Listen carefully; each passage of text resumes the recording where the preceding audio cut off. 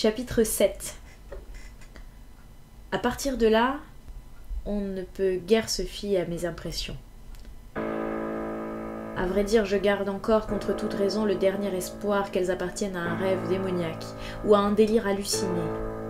La fièvre se déchaînait dans mon cerveau et tout me parvenait à travers une sorte de brume, quelquefois par intermittence seulement. Le faisceau de ma lampe pénétrait à peine le gouffre de ténèbres, révélant par éclairs fantomatiques les murs gravés affreusement familiers, dégradés par l'action du temps.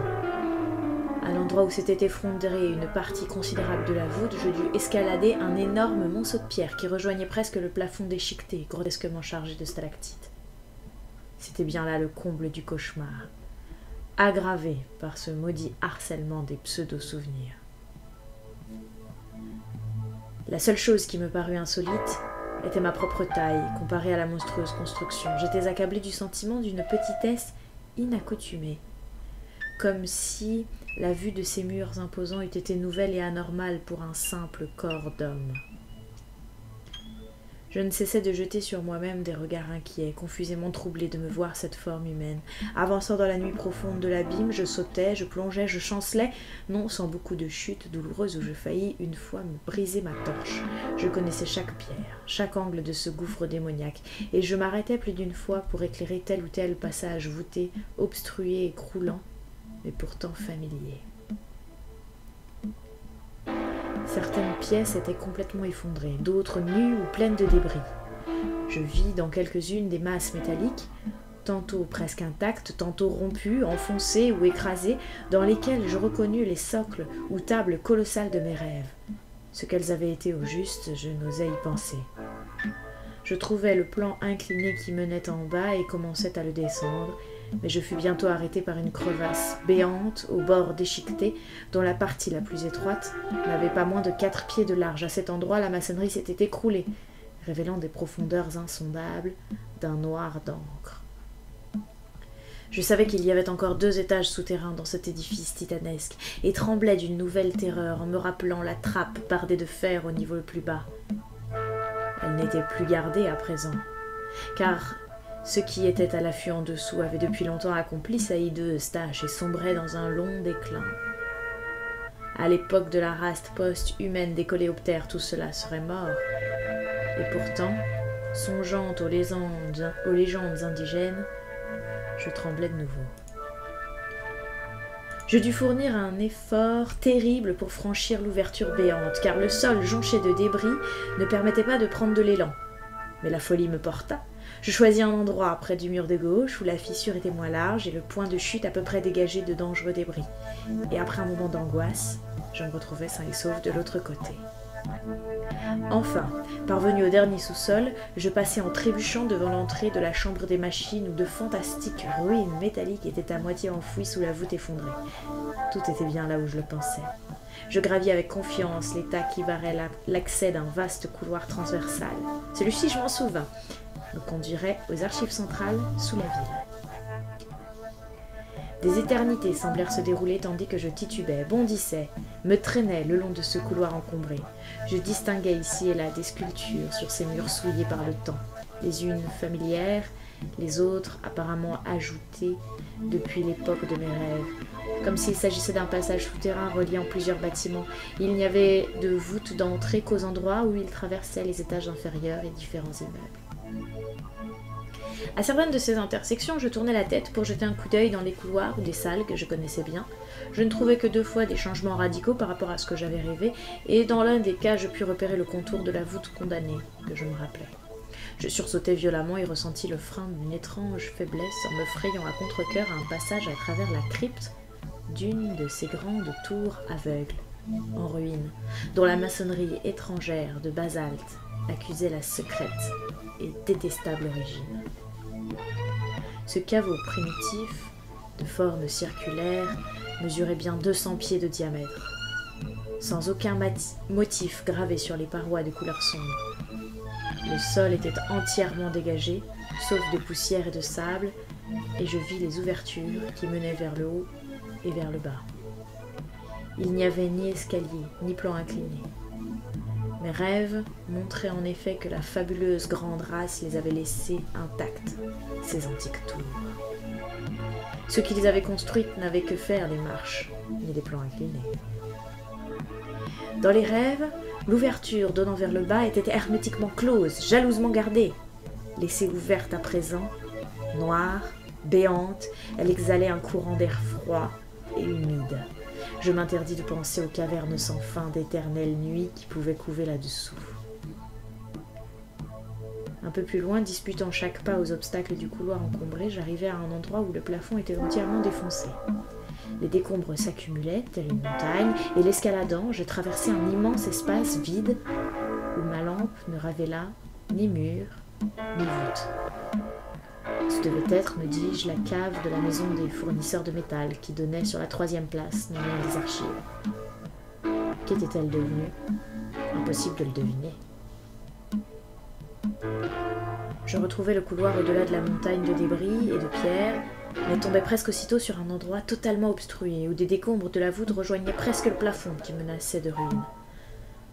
Je ne sais comment je parvins à extirper assez de blocs pour me frayer un passage, ni comment j'osais déranger des fragments entassés alors que la moindre rupture d'équilibre pouvait précipiter des tonnes de maçonnerie superposées et me réduire à néant. C'était une pure folie qui me poussait et me guidait. S'il est vrai que toute mon aventure souterraine n'ait pas été, comme je l'espère, une hallucination diabolique ou un épisode de rêve. Je me fis donc, à moins que je ne l'ai rêvé, un passage où je me faufilais. Et tout en rampant par-dessus les décombres, ma torche allumée, enfoncée profondément dans ma bouche, je me déchirais aux fabuleuses stalactites du plafond déchiquetées au-dessus de moi.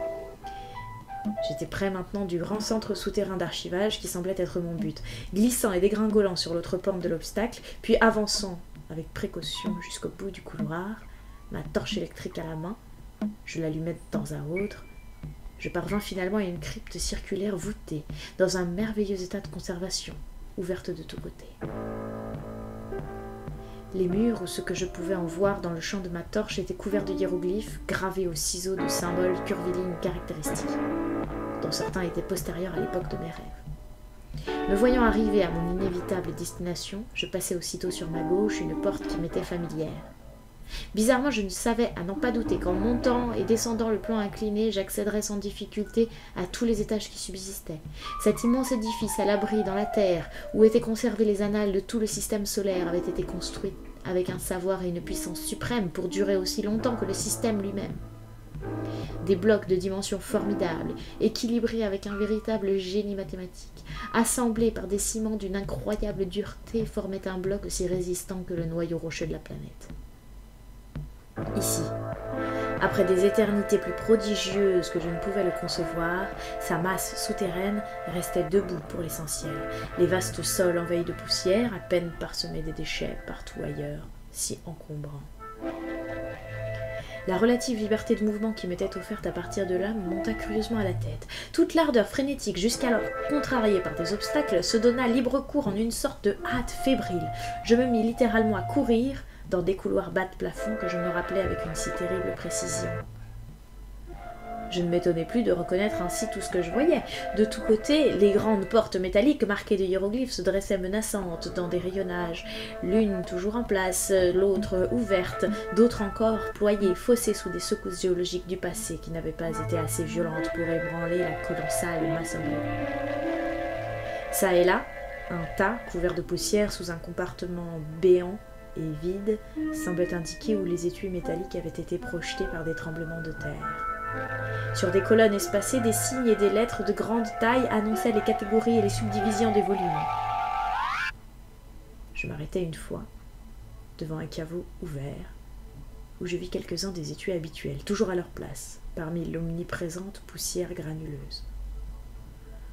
Levant le bras, je retirai non sans difficulté un des exemplaires les plus minces, le posai sur le sol pour l'examiner. Il portait un titre en hiéroglyphes curvilignes courants, bien que je ne susse quoi dans la disposition des caractères parut un peu insolite. Le curieux mécanisme du fermoir recourbé m'était tout à fait familier. Je relevai le couvercle, toujours aussi maniable et vierge de rouille, puis en tirai le livre qui y était rangé. Celui-ci, comme prévu, mesurait environ 20 pouces de haut sur 15 de large, 2 d'épaisseur, Le mince étui de métal s'ouvrait par le haut. Les pages de robuste cellulose ne semblaient pas avoir souffert des airs innombrables qu'elles avaient vécus. J'examinais les lettres du texte, tracées au pinceau, bizarrement colorées, signes aussi différents des habituels hiéroglyphes contournés que n'importe lequel des alphabets connus chez les érudits humains. Je ressentis comme une obsession, un souvenir à demi réveillé.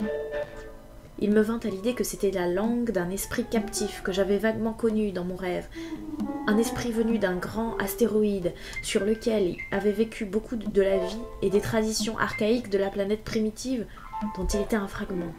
Je me souvins au même moment que cet étage des archives était consacré au volume traitant des planètes de type non terrestre. Abandonnant l'étude de cet extraordinaire document, je m'aperçus que la lumière de ma torche commençait à faiblir, me hâtai d'y mettre la pile de rechange que je portais toujours sur moi, puis doté d'un rayonnement plus puissant, je repris ma course fiévreuse à travers l'enchevêtrement sans fin des allées et des couloirs, reconnaissant parfois au passage quelques rayonnages familiers vaguement inquiets des effets acoustiques que produisait l'écho de mes pas, incongru dans ces catacombes. L'empreinte même de mes chaussures derrière moi dans la poussière intacte depuis des millénaires me faisait frissonner. S'il y avait dans mes rêves fous une parcelle de vérité, jamais auparavant un pied humain n'avait foulé ces dalles vénérables.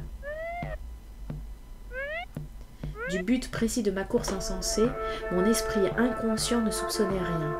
Pourtant, l'influence d'une puissance maléfique agissait sur ma volonté paralysée, mes souvenirs ensevelis, et je sentais obscurément que je ne courais pas au hasard. Ayant trouvé un plan incliné, je le suivis jusqu'à de plus grandes profondeurs. Les étages défilaient devant moi à une vitesse folle, mais je ne m'arrêtais pas pour les explorer. Mon cerveau, en proie au vertige, battait une pulsation qui faisait bouger ma main droite au même rythme. Je voulais ouvrir quelque chose, je connaissais toutes les rotations et pressions compliquées qu'il fallait effectuer pour cela. C'était comme la serrure à combinaison d'un coffre-fort moderne. Rêve ou non, j'avais su cela autrefois et je le savais encore. Comment un songe ou quelques brides de légende assimilées inconsciemment aurait-il pu m'apprendre un détail si infime, si difficile et si complexe? Je ne cherchais pas à l'expliquer.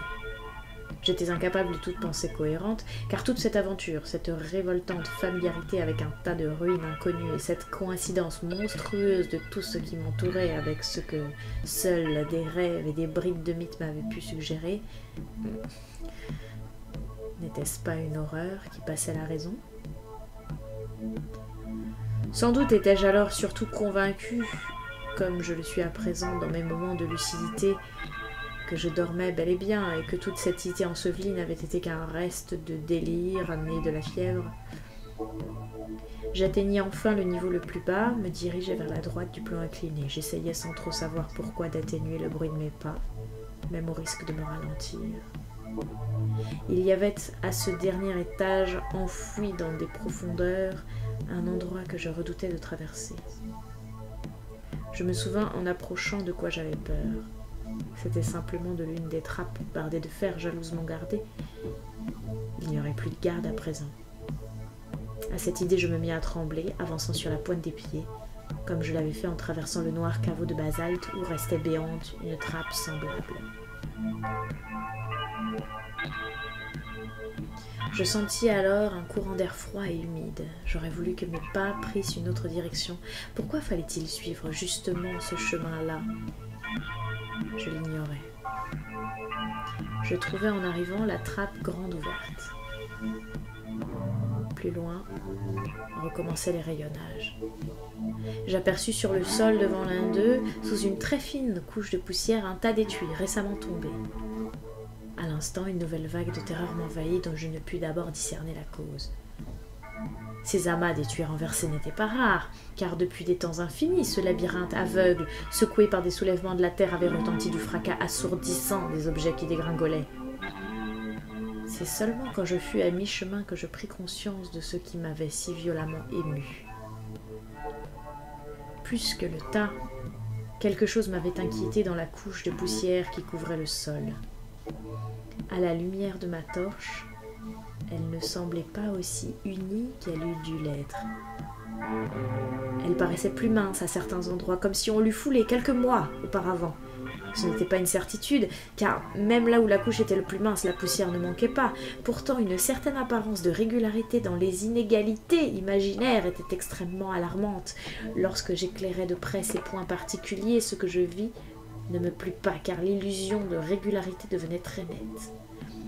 On eût dit des suites uniformes d'empreintes composites qui allaient par 3, chacune mesurant à peine plus d'un pied carré, se composant de 5 marques à peu près circulaires de 3 pouces, dont l'une précédait les 4 autres.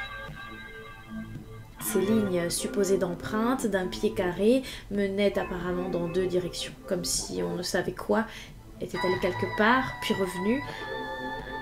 Elles étaient évidemment très peu marquées, auraient pu être qu'illusoires ou accidentelles, mais le chemin qu'elles me semblaient suivre m'inspira une confuse et insidieuse terreur. Il y avait d'un côté le tas des étuis tombés récemment avec fracas, et à l'autre bout la trappe menaçante d'où montait le vent humide et froid qui restait sans surveillance, ouverte sur des abîmes inimaginables. Chapitre 8. Si profonde et irrésistible était l'étrange compulsion à laquelle j'obéissais qu'elle triomphait de ma peur. Aucun motif rationnel n'aurait pu me faire avancer après cet affreux doute qui m'avait fait soupçonner des empreintes et ce qu'il ranimait de souvenirs oniriques envahissants. Cependant, ma main droite, même si elle tremblait d'effroi, ne se contractait pas moins rythmiquement dans sa hâte de manier une serrure qu'elle espérait trouver. Avant de m'en rendre compte, j'avais dépassé le tas d'emboîtage, je m'élançais sur la pointe des pieds dans les allées de poussière intacte vers un but qu'apparemment je connaissais horriblement bien, sinistrement, pathologiquement bien. Mon esprit se posait des questions dont je commençais à peine à deviner la source et la pertinence. Le rayonnage serait-il accessible à un corps humain? Ma main d'homme deviendrait-elle à bout de tous les mécanismes de serrure inscrits dans cette mémoire sans âge? La serrure serait-elle en bon état, prête à fonctionner? Que ferais-je? Qu'oserais-je faire? De ce que je commençais à le comprendre, j'espérais et craignais trouver. Serait-ce la preuve d'une réalité impressionnante, renversante pour l'esprit, celle de l'extra-normal, ou bien la simple constatation que je rêvais? Un instant plus tard, j'avais cessé ma course à pas feutrés, je regardais immobile une rangée de compartiments à hiéroglyphes d'une familiarité à me rendre fou. Ils étaient dans un état de conservation presque parfait, et, à proximité, 3 portes seulement avaient sauté. Je ne saurais décrire les sentiments que j'éprouvais en les voyant. Tant était totale et obsédante l'impression de vieille connaissance. Levant la tête, je considérais un rayon près du sommet, tout à fait hors de portée, en me demandant comment je pourrais l'atteindre sans trop de mal. Une porte ouverte à 4 rangées du bas m'aiderait, et les serrures des portes fermées offriraient des prises pour mes mains et mes pieds.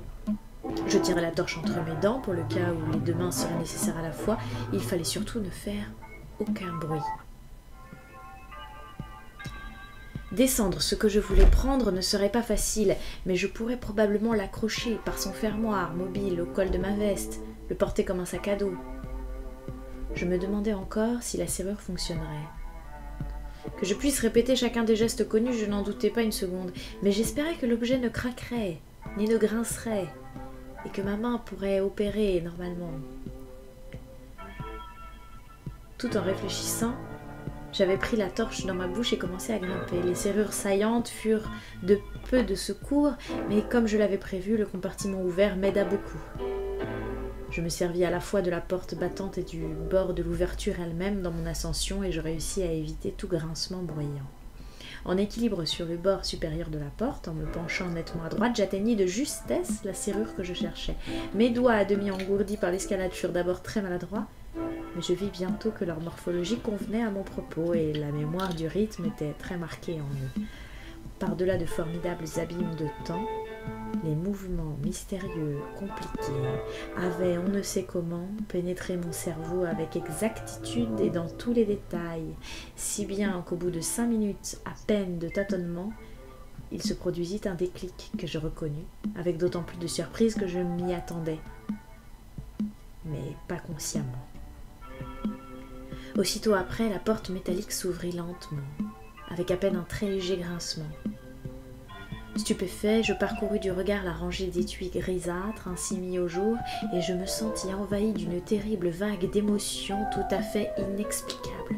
Juste à portée de ma main droite se trouvait un emboîtage dont les hiéroglyphes contournés me causèrent une angoisse infiniment plus complexe que celle de la simple frayeur. Encore tremblant, je réussis à les retirer dans un nuage de flocons poudreux et à me faire glisser vers moi sans trop de soucis. Comme l'autre étui que j'avais manipulé, il était un peu plus de 20 pouces sur 15, portait en bas-relief des symboles mathématiques aux lignes courbes. Il y avait un peu plus de 3 pouces d'épaisseur. Le bloquant de mon mieux entre moi-même et la paroi que je venais d'escalader, je fis jouer le fermoir, libérai le crochet, puis je soulevai le couvercle et fis passer le pesant objet sur mon dos de manière à ce qu'il s'accroche à mon col. Les mains libres, à présent, je regagnais gauchement le sol poussiéreux et me préparais à examiner ma prise. À genoux, dans la poussière granuleuse, je fis pivoter l'étui, le posai devant moi. Mes mains tremblaient et je redoutais de sortir le livre presque autant que je le désirais. Et je m'y sentais contraint. J'avais peu à peu compris ce que j'allais y trouver et cette constatation paralysait en quelque sorte mes facultés. Si l'objet était bien là, si je ne rêvais pas, les implications étaient telles qu'il n'était absolument pas possible à l'esprit humain de les supporter. Ce qui me tourmentait le plus, c'était pour l'instant mon incapacité de regarder comme un rêve tout ce qui m'entourait. Le sentiment de réalité était abominable, et il le redevient quand je me le rappelle, le décor. Enfin, je tirai en tremblant le livre de sa boîte. Fasciné, je contemplais les hiéroglyphes bien connus de sa couverture. Il le semblait en parfait état et les caractères curvilignes du titre m'hypnotisaient, comme si j'avais pu les lire. En vérité, je ne jurerais pas que je ne les ai pas effectivement déchiffrés par un éphémère et terrible phénomène de mémoire anormale. J'ignore combien de temps passa avant que j'ose soulever la mince feuille de métal. Je m'attardais à chercher des excuses. J'ôtais de ma bouche la torche électrique et l'éteignis pour ménager la pile. Puis dans le noir, rassemblant mon courage, je levai la couverture, sans rallumer. Enfin, je braqua vivement la lumière sur la page découverte, me blindant d'avance pour réprimer toute exclamation, quoi qu'il arrive. Au premier coup d'œil, je m'effondrais. Mais les dents serrées, je gardais le silence. Je me laissais aller tout à fait sur le sol, portais la main à mon front dans les ténèbres dévorantes. Ce que je redoutais et attendais était là, où je rêvais, ou bien le temps et l'espace n'étaient plus que dérision. Je devais rêver, mais je mettrais l'horreur à l'épreuve en rapportant cet objet pour le montrer à mon fils, si c'était vraiment une réalité. La tête me tournait effroyablement, bien qu'il n'y eût rien de visible dans l'obscurité sans faille pour tournoyer autour de moi. Des idées, des images de la plus extrême terreur, nées des perspectives ouvertes parce que j'avais entrevu, m'envahirent en foule et obnubilèrent mes sens. Je songeais à ces empreintes supposées dans la poussière, tremblant au seul bruit de mon propre souffle.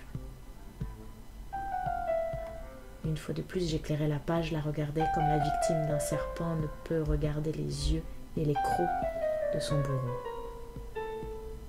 Puis dans le noir, je fermai le livre de mes doigts malhabiles, le remis dans sa boîte et rabattis le couvercle ainsi que le curieux fermoir à crochet. C'était cela qu'il fallait rapporter au monde extérieur, si toutefois cela existait, si l'abîme existait vraiment, si moi et le monde lui-même existaient en réalité. Je ne sais pas exactement quand, d'un pas mal assuré, je pris le chemin du retour. Je me souviens, chose curieuse, tant je m'étais coupée du monde normal, que je ne consultais pas une seule fois ma montre pendant ces heures atroces vécues sous terre. La torche à la main, l'inquiétant étui sous le bras, je me retrouvais finalement sur la pointe des pieds, en une sorte de panique silencieuse pour dépasser l'abîme au courant d'air et les vagues soupçons de pas. Je pris moins de précautions en gravissant les interminables plans inclinés, mais je ne pus me débarrasser du nombre d'inquiétudes que je n'avais pas éprouvées pendant la descente. Je craignais de retraverser la sombre crypte de basalte plus ancienne encore que la ville elle-même, où des souffles glacés montaient des profondeurs que ne gardaient plus les sentinelles. Je songeais à ce que redoutait la grande race, et à ce qui, si faible et moribond qu'il soit, pouvait encore être à l'affût là-bas. Je songeais à ces empreintes aux 5 marques circulaires et à ce que mes rêves m'en avaient appris. Au vent extraordinaire, au sifflement qui s'y associait. Je songeais aux récits des indigènes d'aujourd'hui qui reviennent sans cesse sur de grands vents et des ruines souterraines sans nom. Je reconnus à un signe gravé sur le mur l'étage où je devais entrer. J'arrivais enfin, après avoir dépassé le premier livre que j'avais examiné au grand espace circulaire où se ramifiaient les passages voûtés. Sur ma droite, je retrouvais aussitôt celui par lequel j'étais venu. Je le pris, me disant que le reste du parcours serait plus pénible à cause des ruines, des bâtiments, à part celui des archives. La charge supplémentaire de l'étui métallique me pesait, et il m'était de plus en plus difficile d'avancer sans bruit, en trébuchant parmi les décombres et les débris de toutes sortes.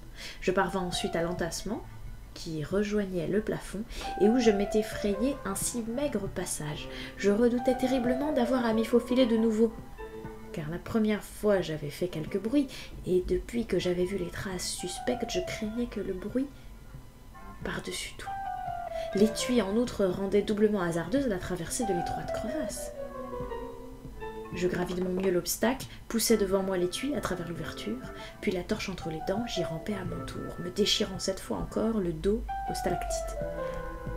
Au moment où j'essayais de saisir l'emboîtage, il tomba un peu plus loin sur la pente avec un fracas inquiétant dont les échos me donnèrent des sueurs froides. Je me précipitai. Mais un instant plus tard, des blocs, en glissant sous mes pieds, déchaînèrent un vacarme subit sans précédent. Ce vacarme me perdit.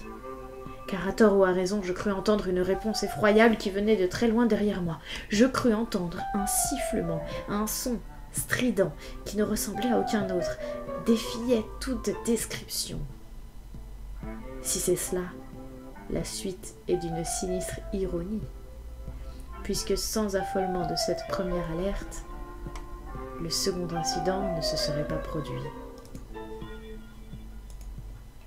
Quoi qu'il en soit, mon délire fut total et sans recours. Prenant ma torche d'une main, retenant l'étui comme je le pouvais, je me mis à sauter et bondir comme un fou, n'ayant plus d'autre idée en tête qu'un désir éperdu de fuir les ruines de cauchemar pour revenir au monde éveillé du désert et du clair de lune qui se trouvait si loin là-haut. J'atteignis sans m'en rendre compte la montagne de décombres qui se dressait dans un océan de ténèbres au-delà du plafond défoncé. Je me meurtris, me blessai à plusieurs reprises en escaladant sa pente abrupte de blocs déchiquetés et d'éclats. Puis ce fut le grand désastre. À l'instant où je franchissais le sommet aveugle, sans m'attendre à la brutale déclivité qui lui succédait, je perdis pied et me retrouvai pris dans une avalanche meurtrière de maçonnerie déferlante dont le tumulte de canonnade déchira l'air de la sombre caverne en une série assourdissante de fantastiques réverbérations. Je ne me souviens pas comment j'émergeais de ce chaos. Dans un éphémère moment de conscience, je me vois me précipiter, trébuchant, avançant tant bien que mal, le long du couloir au milieu du tumulte, sans avoir lâché ni l'étui ni la torche. Alors, comme j'approchais de cette crypte basaltique primitive que j'avais tant redoutée, la folie atteignit son comble. En effet, à mesure que s'éteignaient les échos de l'avalanche, se fit entendre à plusieurs reprises cet insolite et terrifiant sifflement que j'avais cru percevoir auparavant. Cette fois, il n'y avait pas de doute, et le pire, c'était qu'il venait d'un point situé non plus derrière moi, mais devant moi. J'ai dû pousser un hurlement. Je me vois vaguement traverser à toute allure l'infernal caveau basaltique des monstres d'autrefois, avec dans les oreilles ce maudit sifflement inhumain qui montait de la trappe ouverte sans surveillance sur les ténèbres infinies des profondeurs. Un vent soufflait aussi. Non pas simplement un courant d'air froid et humide, mais une violente rafale, opiniâtre, que vomissait, sauvage et glacial, l'abominable gouffre d'où venait l'indécent sifflet. Il me reste le souvenir de bonds et d'écarts par-dessus toutes sortes d'obstacles, dans ce torrent de vent et de stridence qui grandissait de minute en minute et semblait délibérément s'enrouler et serpenter autour de moi en assauts malfaisants lancés par derrière et d'en bas. Bien qu'il soufflât dans mon dos, ce vent avait bizarrement pour effet de retarder mon avance au lieu de m'aider, comme il aurait pu le faire un nœud coulant ou un lasso lancé pour m'entraver. Sans plus me soucier du bruit que je faisais, j'escaladais un grand barrage de blocs et me retrouvais dans la partie du bâtiment qui menait à la surface. Je me rappelle avoir aperçu l'entrée de la chambre, avoir réprimé un cri à la vue d'un plan incliné conduisant à l'une de ces infernales trappes qui devaient bâiller 2 étages plus bas, mais au lieu de crier, je me répétais tout bas que tout cela n'était qu'un rêve, dont j'allais bientôt me réveiller. Peut-être étais-je au camp, peut-être même chez moi, à Arkham. Fort de cet espoir qui soutenait ma raison, je commençais à monter la rampe vers l'étage supérieur. Je savais bien sûr que j'aurais à retraverser la crevasse, large de 4 pieds, mais j'étais trop tourmentée d'autres craintes pour en saisir toute l'horreur avant d'y arriver. Au cours de ma descente, il avait été facile de sauter par-dessus. Mais comment viendrais-je à bout quand il s'agirait de remonter, freiné par la peur, l'épuisement, le poids de l'étui métallique et le harcèlement de ce diable de vent derrière moi? Je songeais à tout cela qu'au dernier moment, ainsi qu'aux présences innommables qui pouvaient rôder dans les noirs abîmes au fond de la crevasse. La lueur vacillante de ma torche faiblissait, mais un souvenir obscur m'avertit que la faille était proche. Les rafales glacées et les hideuses stridences derrière moi me furent un moment comme un opium bienfaisant, car elles aveuglèrent mon imagination sur la menace du gouffre béant sous mes pas. Et puis, je pris conscience de nouvelles rafales, d'autres sifflements devant moi cette fois, monstrueuse marée déferlant à travers la crevasse elle-même depuis des profondeurs inconnues et inconnaissables. Maintenant, le vrai cauchemar, dans son essence, me tenait en son pouvoir. Je perdis la raison. Oubliant tout, sauf l'impulsion animale de fuite, je m'élançai tout simplement et m'escrimai à escalader les décombres de la rampe comme si le gouffre n'existait pas. Puis, me voyant au bord du vide, je fis un bond frénétique où je mis tout ce que j'avais de force et fus instantanément englouti dans le pandémonium vertigineux de sons détestables, une obscurité opaque, palpable. Voilà la fin de mon aventure, du moins ce que je me rappelle. Toutes les impressions qui suivirent appartiennent au domaine du délire et de la fantasmagorie. Rêves, folie et souvenirs se mêlent fébrilement en une série de fantasmes bizarres et décousus, sans rapport avec aucune réalité. Il y eut une chute affreuse à travers d'incalculables lieux de ténèbres visqueuses et sensibles, un brouhaha de bruits totalement étranger à tout ce que nous connaissons de la Terre et de sa vie organique.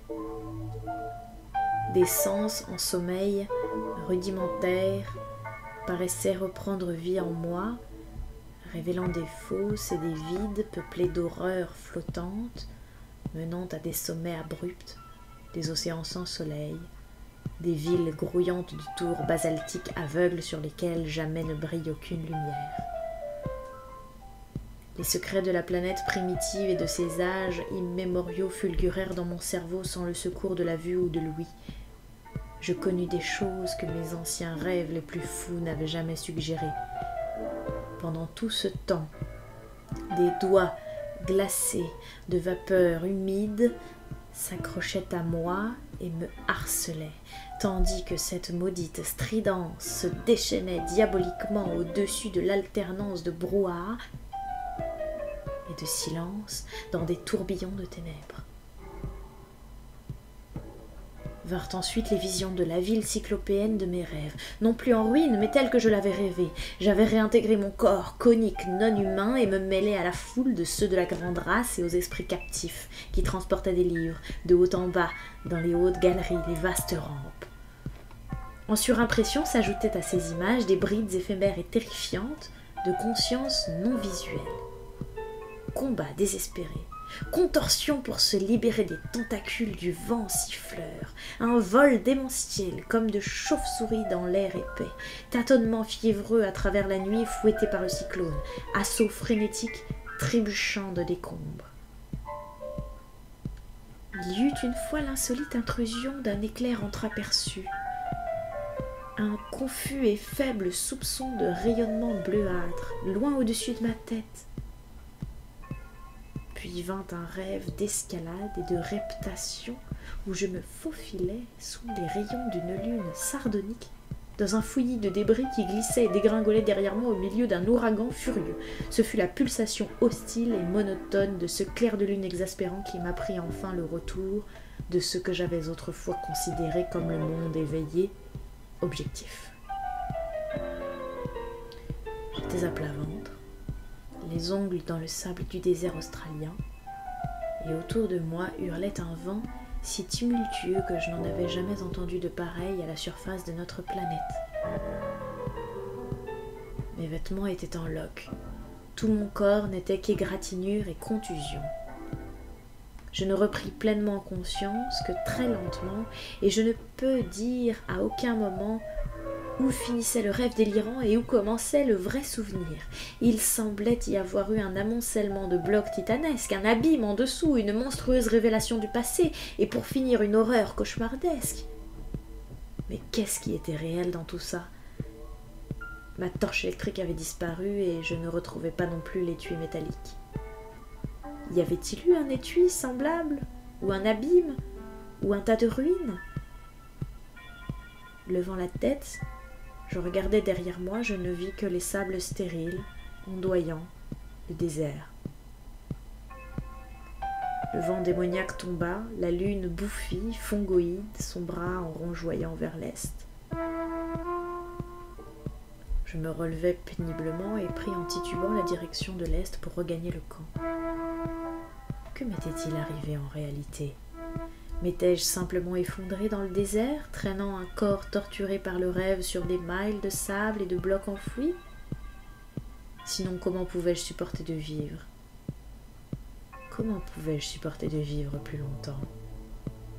Car avec cette nouvelle incertitude, tous les espoirs que j'avais fondés sur l'irréalité des visions nées du mythe s'évanouissaient une fois de plus dans des doutes infernaux du début. Si cet abîme était réel, alors la grande race l'était aussi.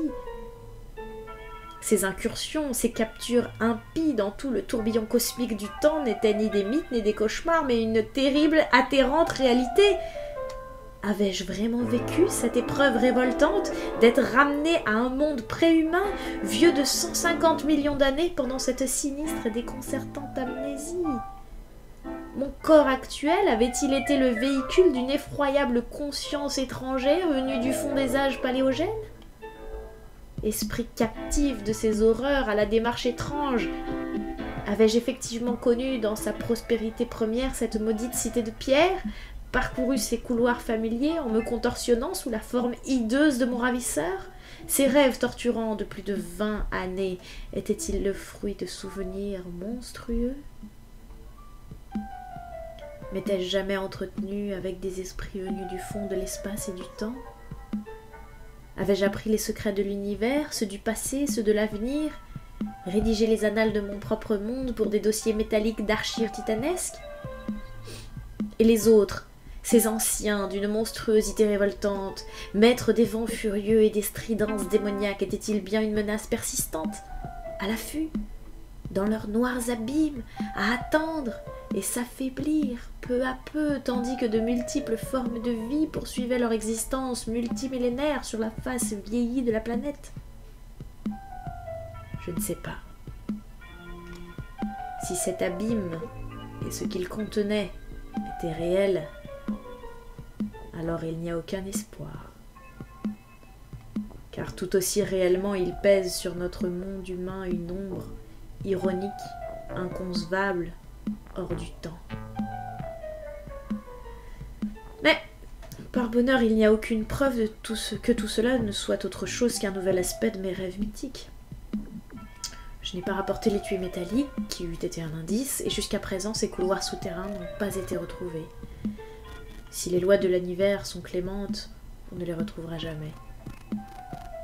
Mais je dois dire à mon fils ce que j'ai vu ou cru voir, laissant à son jugement de psychologue le soin d'évaluer la réalité de mon expérience et de faire connaître ce témoignage.